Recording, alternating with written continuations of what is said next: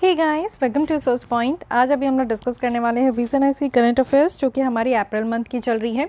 तो इसमें हमने पॉलिटी, इंटरनेशनल रिलेशंस और इकॉनमी के लेसन हमने कुछ देखी है। तो इकॉनमी में हमारा स्टैंड अप इंडिया के साथ यहाँ पे हमारा 4 टॉपिक कंप्लीट हो गया है। आज स्टार्ट करते हैं ट्रांसफ़र प्राइसिंग। ट्रांसफ़र प्राइसिंग के साथ साथ हम लोग यहाँ पे मार्केट्स इन क्रिप्टो एसेट, जो कि काफ़ी इंपॉर्टेंट ये आर्टिकल है, इसे समझेंगे। देन यहाँ पे नेशनल गैस ग्रिड है, एक्वाकल्चर सेक्टर है, एग्रीटेक है। तो सारे टॉपिक्स अपने आप में काफ़ी इंपॉर्टेंट है। एक एक करके सारे टॉपिक हम लोग समझने की कोशिश करेंगे। ओके, गवर्नमेंट स्कीम्स भी यहाँ पे आपका कंप्लीट हो गया है, तो उसको भी आप लोग देख सकते हो। चलिए स्टार्ट करते हैं हम लोग आज ट्रांसफ़र प्राइसिंग के साथ, जिसमें कि हम लोग हर एक चीज़ को समझेंगे। सबसे पहले ये देख लेते हैं कि न्यूज़ में क्यों है ये टॉपिक। देखिए, सुप्रीम कोर्ट के द्वारा ये एक अप्रोच जो है वो अल्टर किया गया है कि ट्रांसफ़र प्राइसिंग को रिजॉल्व करना, जो भी ट्रांसफ़र प्राइसिंग से रिलेटेड जो डिस्प्यूट है उसको रिजॉल्व करने के लिए यहाँ पे सुप्रीम कोर्ट की जो अप्रोच है उसको अल्टर किया गया है। चलिए देख लेते हैं कि आगे क्या कहा जा रहा है। देखिए, अगर हम लोग बात करें, सुप्रीम कोर्ट के द्वारा एक पहले ही कर्नाटक हाई कोर्ट की रूलिंग में ये सेट किया गया था कि जो ट्रांसफ़र प्राइसिंग मैटर है, इट मीन्स कि यहाँ पे आप लोग देखो कि जो आर्म्स लेंथ प्राइस होती है उसको डिटरमाइन किया जाता है by income tax appellate tribunal, जो कि ये फाइनल होगा और इसको कहीं से भी जुडिशियल स्क्रूटनी के लिए नहीं रखा जाएगा। इट मीन्स ये कहा जा रहा है कि एक ऐसा ट्रिब्यूनल है जिसमें कि income tax appellate tribunal, income tax से रिलेटेड जो भी यहाँ पे अपील करना है उसके लिए एक एपेलेट ट्रिब्यूनल है। तो इनके द्वारा जो भी आर्म्स लेंथ प्राइस को यहाँ पे डिटरमाइन किया जाएगा वो सब फाइनल होगा। इससे रिलेटेड जो भी यहाँ पे परेशानी होगी, ऐसा नहीं है कि उसको फर्दर जो है यहाँ पे जुडिशरी के हाथ में दे दिया जाएगा कि आप इसको स्क्रूटनी करो, ठीक है, ऐसा नहीं किया जाएगा। तो यहाँ पे आप देखो इनकम टैक्स एपेलेट ट्रिब्यूनल यहाँ पे निकल कर आया, तो इसके बारे में थोड़ा डिटेल देख लेते हैं। देखिए, इनकम टैक्स एपेलेट ट्रिब्यूनल जो है एक क्वासी जुडिशियल इंस्टीट्यूशन है, जिसको बहुत पहले, आज़ादी से पहले 1941 में ही इसको सेटअप किया गया था। इसकी अगर हम लोग बात करें तो बेसिकली ये डील करता है अपील के साथ, जो कि डायरेक्ट टैक्सेस एक्ट के तहत है। साथ ही कुछ ऑर्डर है जो कि यहाँ पे इनकम टैक्स एपेलेट ट्रिब्यूनल के द्वारा पास किया जाता है। तो जो भी ऑर्डर इस ट्रिब्यूनल के द्वारा पास किया जाता है वो सब फाइनल होता है, ठीक है। और जो भी अपील होता है यहाँ पे हाई कोर्ट में ही किया जाता है। अगर यहाँ पे ऐसा लगता है कि इस ट्रिब्यूनल के तहत जो भी ऑर्डर दी गई है उनमें कुछ और क्वेश्चन अराइज हो सकते हैं, तो उसको लेकर जो है सिर्फ हाई कोर्ट में ही अपील किया जा सकता है।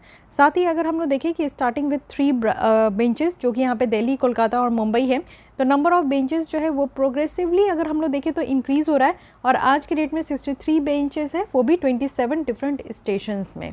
तो ये भी बातें कही गई है। तो these are the facts about यहाँ पे इनकम टैक्स एपेलेट ट्रिब्यूनल के बारे में, तो उसको ध्यान रखिएगा, क्योंकि एक बार जब भी कोई टॉपिक न्यूज़ में आ जाता है तो उससे रिलेटेड यहाँ पे क्वेश्चन बनने की चांसेस रहती ही रहती है। अब यहाँ पे और भी बात देख लेते हैं कि ट्रांसफ़र प्राइसिंग होता क्या है।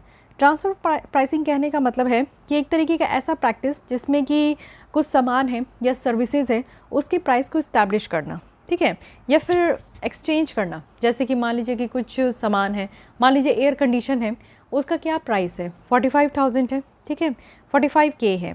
लेकिन यहाँ पे आप समझो कि इसको जो है ट्रांसफ़र कर लेना, एक्सचेंज करना बिटवीन डिवीजन, सब्सिडरीज, एफिलिएट्स, जो भी यहाँ पे लार्जर इंटरप्राइजेस का पार्ट है। सिंपल शब्दों में अगर मैं समझाऊँ तो यहाँ पे आप देखो कि कंपनीज जो है वो ट्रांसफ़र प्राइसेस को यूज़ करती है, जिससे कि ओवरऑल जो टैक्स बर्डन होता है ना वो कम होता है। जैसे एयर कंडीशन आप लोग खरीदते हो, तो जो यहाँ पे 45K अगर इसका प्राइस है, तो बेसिक प्राइस यहाँ पे आपका 35K होगा। कुछ 10K के अराउंड आप देखो कि यहाँ पे टैक्स वगैरह इंक्लूड हो जाते हैं। ओके, सो ये सब जो टैक्स होते हैं ना, टैक्स बर्डन को कंपनी कम करने का कोशिश करती है, क्योंकि अगर वो सारे प्रोडक्ट्स पे जितने भी गुड्स और सर्विसेज हैं उनमें वो अगर टैक्स पे करने लगे तो कुछ ज़्यादा प्रॉफिट होता नहीं है। तो टैक्स चोरी, जैसा कि आपको पता ही है कि हर कोई करने का कोशिश करता है, तो वही चीज़ है यहाँ पे कंपनीज भी टैक्स इवेशन की कोशिश करते हैं और टैक्स बर्डन जो होता है उसको कम करने के लिए ये जो है ट्रांसफ़र प्राइसिंग को यूज़ करते हैं, ठीक है। तो ट्रांसफ़र प्राइसिंग में क्या होता है कि इसको एक्सचेंज कर लिया जाता है, या तो 2 लोगों में, या तो 2 कंपनी में, या तो फिर यहाँ पे जो फर्म्स वगैरह है उनके बीच में जो सामान या सर्विसेज है उनके प्राइसेस को यहाँ पे एक्सचेंज कर लिया जाता है। अब यहाँ पे ALP हो रहा है। इट मीन्स कहने का मतलब है कि arms length principle. Arms length principle जो है ये आपका OECD मेंबर कंट्रीज है उनके द्वारा ही एग्रीड किया गया था और एक ऑब्जेक्टिव गाइडलाइंस जैसा इसको अडॉप्ट किया गया है, जो कि यहाँ पे मल्टीनेशनल कंपनीज़ के द्वारा इसको इस्तेमाल किया जाए या फिर टैक्स एडमिनिस्ट्रेशन के द्वारा इसको इस्तेमाल किया जाए। ठीक है, इसका मतलब है कि देखिए एक कंपनी जो भी प्राइस यहाँ पे पे करते हैं, मान लीजिए कि कंपनी को यहाँ पे AC 45 AC यहाँ पे परचेज़ करना है, तो उनको कुछ ना कुछ तो पे करना होगा वो 45 ACs को परचेज़ करने के लिए, वो भी रिलेटेड कंपनी से। तो यहाँ पे वो सेम होना चाहिए, जो प्राइस है वो सेम होना चाहिए।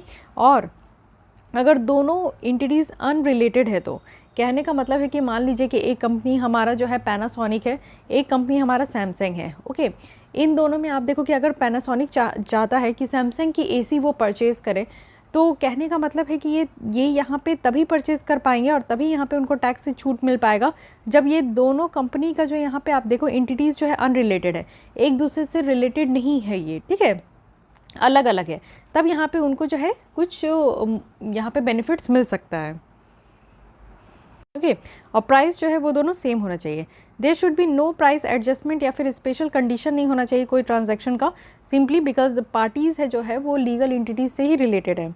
और अगर इसके ऑब्जेक्टिव की बात करें तो ये है कि टैक्स बेस को इरोड करना। ऑब्वियसली ये ट्रांसफ़र प्राइसिंग का मेन ऑब्जेक्टिव जो है इस्तेमाल करना कि कंपनीज़ जो है वो टैक्स देने से बचे, टैक्स इरोजन हो सके, टैक्स इवेड हो सके, ये सब कारनामे के कारण ये करते हैं। ओके, नेक्स्ट आते हैं मार्केट इन क्रिप्टो एसेट जिसे माइका शॉर्ट फॉर्म में कहा जा रहा है। यूरोपियन पार्लियामेंट के द्वारा भी रिसेंटली ये जो मार्केट इन क्रिप्टो एसेट है माइका लेजिस्लेशन ये आपका पास किया गया है, कानून बनाया गया जिससे कि जो क्रिप्टो इंडस्ट्री है उसको वो रेगुलेट कर सके।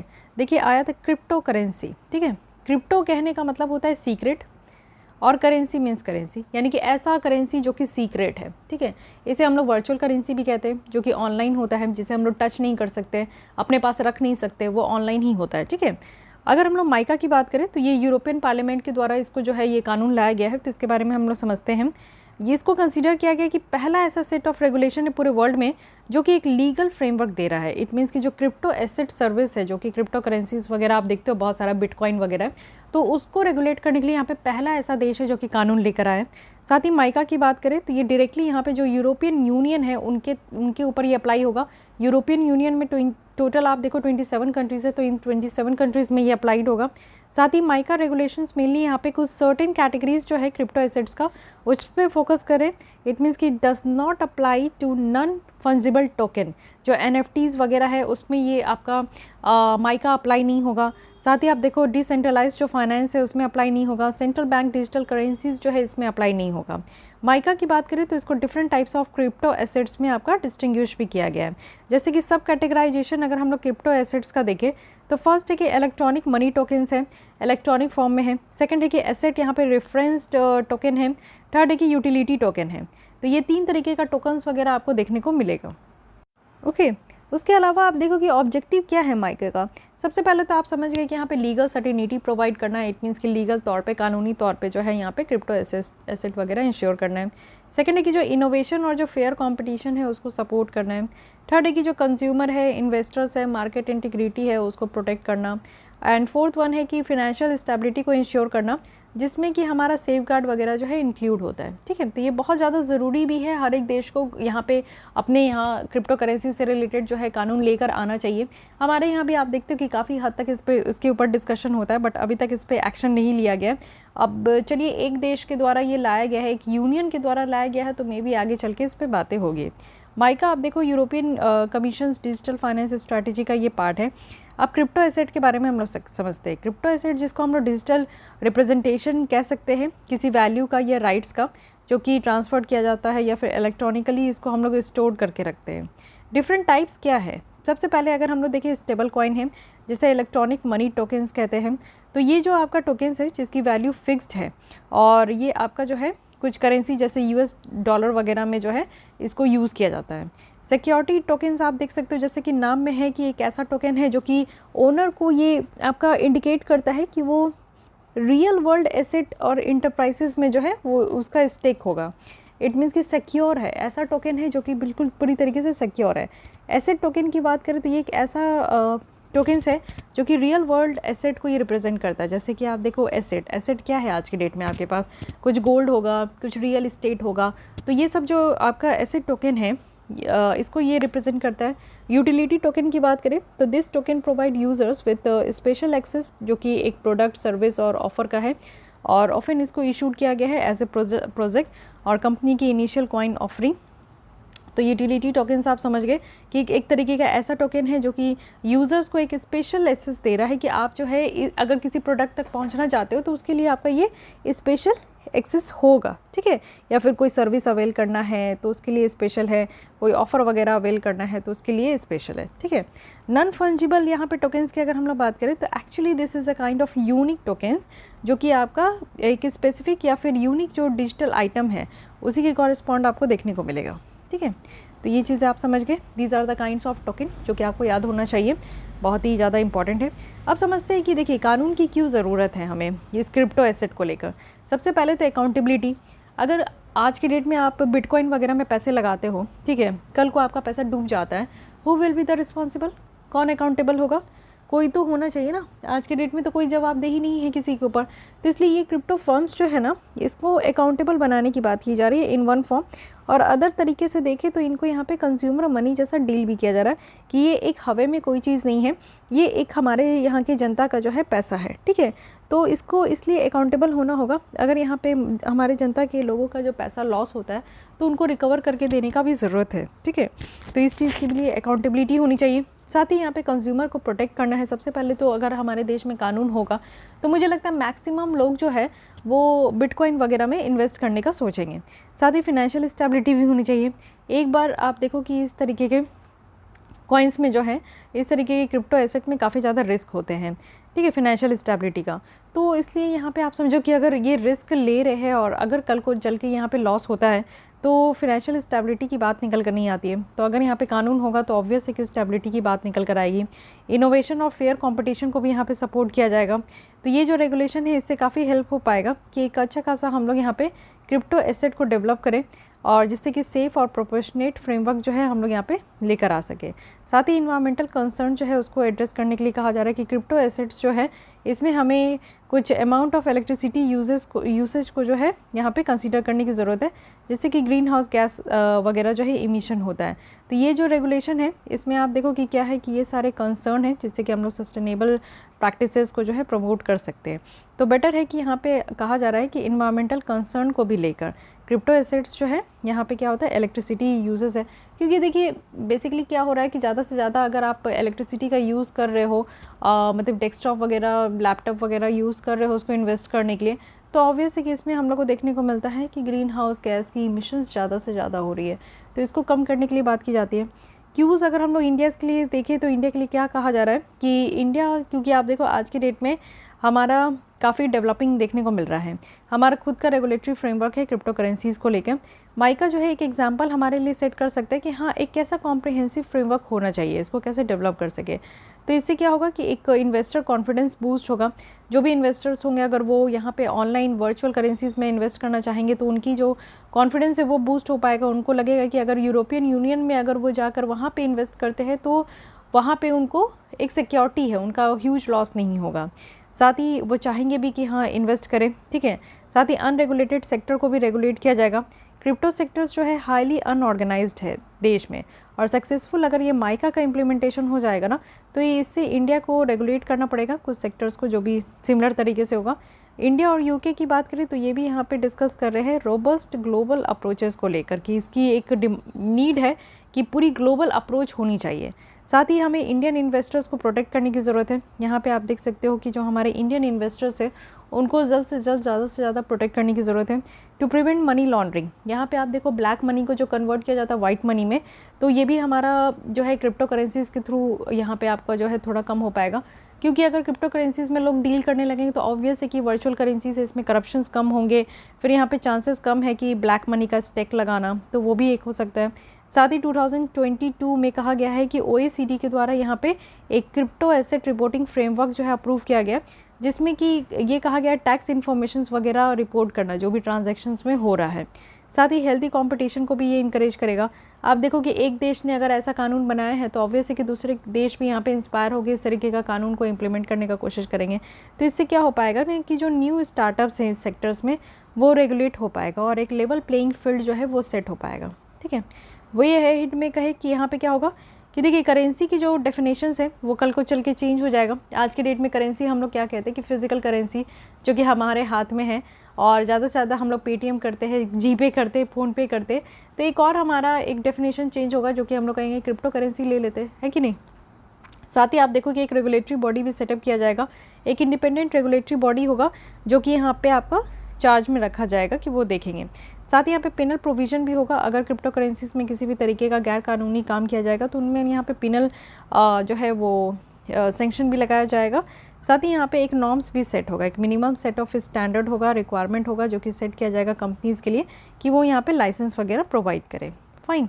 इसके अलावा आप देखो कि कई बार क्रिप्टो एसेट्स को यहाँ पे रेगुलेट करने के लिए हमारे देश में कब से कब तक क्या क्या प्रयास किया गया। 2017 की बात करें तो आरबीआई के द्वारा एक कॉशन यहाँ पे लगाया गया कि जो वर्चुअल करेंसी है या क्रिप्टो करेंसी है उसको होल्ड पे रखा जाए, और इसको इलीगल कंसीडर किया गया था। 2019 में क्या हुआ कि आरबीआई के द्वारा जो ट्रेडिंग, होल्डिंग, माइनिंग जो यहाँ पे क्रिप्टो कॉइन्स में किया जा रहा था उसको कहा गया कि ये इलीगल है। ठीक है। उसके बाद 2020 में क्या हुआ कि सुप्रीम कोर्ट के द्वारा यहाँ पे जो आरबीआई के द्वारा बैन लगाया गया था उसको वो नलीफाई कर दिए कि ये बैन वैन का कोई मतलब नहीं, इसको हटाओ। 2022 में लास्ट ईयर क्या हुआ कि 30% टैक्स जो है वो लगाया गया जो भी यहाँ पे वर्चुअल एसेट से को ट्रांसफ़र करके जो भी यहाँ पे आपका अर्न करते हैं उनके ऊपर। उसके बाद यहाँ पे आप देखो 2022 में ही गवर्नमेंट के द्वारा एक पैनल सेटअप किया गया जिसमें कि उनके द्वारा कहा गया कि पॉसिबिलिटीज़ बताइए कि अगर सेंट्रल बैंक डिजिटल करेंसी को इशू करते हैं तो इससे क्या पॉसिबिलिटीज़ निकल कर आ सकती है। साथ ही आज के डेट में आप देखो कि जो यहाँ पे ट्रांजैक्शन किया जाता है वर्चुअल डिजिटल एसेट्स में, वो यहाँ पे prevention of money laundering act के तहत इसको रखा गया है। ठीक है, तो ये कानून के तहत इसको ले आया गया। तो चलिए इसके तहत हमारे देश में अभी भी इसको वॉच करते हैं। देखिए यहाँ पे सेंट्रल बैंक डिजिटल करेंसी की बात की गई, CBDC ये एक डिजिटल फॉर्म है फिएट करेंसी का जिसको कि ट्रांजैक्ट किया जा सकता है, यानी कि इसको जो हम लोग ऑनलाइन यूज़ कर सकते हैं जो कि ब्लॉकचेन वगैरह के द्वारा इसको बैकएंड किया जाता है, यूज़ किया जाता है। ठीक है, तो इसलिए इसको ध्यान रखना है। साथ ही डिसेंट्रलाइज्ड फाइनेंस कहने का मतलब है कि इमर्जिंग मॉडल जिसमें कि आप देखो क्रिप्टो करेंसी बेस्ड ट्रांजैक्शंस वगैरह जो है उसको ऑर्गेनाइज किया जाएगा, एनेबल किया जाएगा। ओके, तो ये दो बातें रही, तो इसको ध्यान रखना है। तो अगर हम लोग यहाँ पे बात करें माइका के बारे में, which is very very very important crypto asset है, ये आप लोग डायरेक्टली अपने आंसर राइटिंग में इंक्लूड कर सकते हो कि रेगुलेशन की बात की जाती है तो ये एक ऑप्टिमिस्टिक आपका कंक्लूजन निकल कर आएगा कि जब यूरोपियन यूनियन में इस तरीके का कानून लाया गया है तो हमारे देश में क्यों नहीं कानून लाया जा सकता। ओके, नेक्स्ट आता है डिजिटल सर्विस एक्ट है। यूरोपियन यूनियन के द्वारा ये कंफर्म किया गया है 19 प्लेटफॉर्म जिसको कि ऑनलाइन कंटेंट यहाँ पे रखा जाएगा। तो डिजिटल सर्विस एक्ट की बात करें तो एक्चुअली ये फर्स्ट ऑफ काइंड ऐसा रेगुलेटरी टूल बॉक्स है पूरे वर्ल्ड वाइड जिसमें कि यहाँ पे आपका एक बेंचमार्क रखा जाएगा रेगुलेटरी अप्रोच को लेकर। 2020 में अगर हम लोग देखें तो डिजिटल सर्विस एक्ट जो है यहाँ पे डिजिटल मार्केट एक्ट के साथ यहाँ पे एक कॉम्प्रिहेंसिव फ्रेमवर्क प्रपोज किया गया है जिससे कि एक सेफ़ हम लोग यहाँ पे इंश्योर कर सके, सेफर मोर फेयर डिजिटल स्पेस वगैरह हम लोग यहाँ पे इंश्योर कर सके। ठीक है, अब इसके बाद एक और क्वेश्चन है कि कैसे जो है ये यूरोपियन यूनियन का जो हम लोग यहाँ पर DSA देख रहे हैं इसको कैसे कंपेयर किया जाएगा इंडिया के पर्सपेक्टिव में जिसमें कि डिजिटल कंटेंट रेगुलेशन होगा।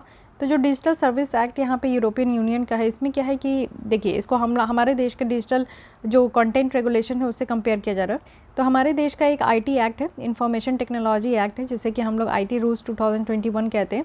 ये बहुत ही सिमिलर है, अगर हम लोग डिजिटल सर्विस एक्ट के तहत देखें जो यूरोपियन यूनियन का ये निकल कर आया है तो इसी के जैसा है। यहाँ पे हम लोग जितने भी टर्म्स एंड कंडीशन रखे वो ऑलमोस्ट इसी के जैसा देखने को मिलेगा। साथ ही आप देखो यहाँ पे कुछ डिफरेंसेस भी है इनके अप्रोच और स्कोप में। स्कोप अगर हम लोग देखें तो यहाँ पे सोशल मीडिया इंटरमीडियरीज जो है इनके ऊपर अप्लाई किया जाएगा। डिजिटल न्यूज़ पब्लिशर्स होंगे, OTT प्लेटफॉर्म होगा जो कि इंडिया में ऑपरेट किया जा रहा है। साथ ही कंटेंट अगर मॉडरेशंस देखें तो रूल्स वगैरह है जो कि सोशल मीडिया इंटरमीडियरीज़ को यहाँ पे देखा जाएगा कि हाँ अगर सोशल मीडिया में कोई भी अगर परेशानी है तो यहाँ पे ग्रीवेंस ऑफिसर्स होंगे जो कि सुनेंगे। इनके साथ एक नोडल ऑफिसर्स होंगे और चीफ कंप्लायंस ऑफिसर्स भी होंगे। ओके, अब ओवरऑल कहा जा रहा है कि ये जो डिजिटल सर्विस एक्ट है ये मोर कॉम्प्रिहेंसिव रेगुलेटरी फ्रेमवर्क है। ये इसमें आप देखो कि एक अच्छा खासा अप्रोच लिया गया है जिससे कि हम लोग डिजिटल कंटेंट और ऑनलाइन प्लेटफॉर्म को हम लोग गवर्न कर सकते हैं। Fine, so guys this is all about आज के जो हमारा सेशन है और आज हम लोग जो 2-3 टॉपिक पढ़े हैं इसमें आप लोग देखो कि एक तो क्रिप्टो करेंसी बहुत ही इंपॉर्टेंट है, दूसरा है कि हम लोग यहाँ पे समझ सकते हैं कि यूरोपियन यूनियन के द्वारा जो कानून लाया गया उसको हम लोग इंक्लूड कर सकते हैं। एंड सेकंड वन इज़ कि ये डिजिटल सर्विस जो एक्ट है ये भी अगेन यूरोपियन यूनियन का है, तो ये हमारे देश के जो आईटी एक्ट है उसी के तहत आपको देखने को मिलेगा। तो मोर और लेस दोनों यहाँ पे सेम है, ठीक है। तो इसलिए इन दोनों आर्टिकल को थोड़ा अच्छे तरीके से यहाँ पे आप लोग देख लो। और आज के लिए बस इतनी ही रखती हूँ, क्योंकि कल फिर से मैं यहाँ पे स्टार्ट करूँगी नेशनल गैस ग्रिड, क्योंकि अभी इससे स्टार्ट करूँगी तो ये काफ़ी लंबी टॉपिक है, इसे समझाना अच्छे तरीके से मुझे, तो लास्ट में इसको कंप्लीट कर दूँगी। एक लेसन और आएगा जिसमें कि रेस्ट ऑफ द जो जितने भी टॉपिक है मैं यहाँ पे कल कंप्लीट कर दूँगी। Okay, so guys this is all for today. I hope you like this lesson. अगर आपको ये लेसन अच्छी लगती है तो लाइक कर सकते हैं, और नहीं अच्छी लगती है तो आप लोग ये भी बता सकते हो कि आपको क्या और इम्प्रूवमेंट करने की, इसमें मुझे क्या इम्प्रूवमेंट करने की ज़रूरत है। एंड द मोस्ट इंपॉर्टेंट कि आप लोग को कोई भी डाउट, कोई सजेशंस होती है तो कमेंट बॉक्स में आप लोग कमेंट कर सकते हो। मिलती हूँ कल इसी टाइम पे। आज के लिए बस इतना ही। Thank you.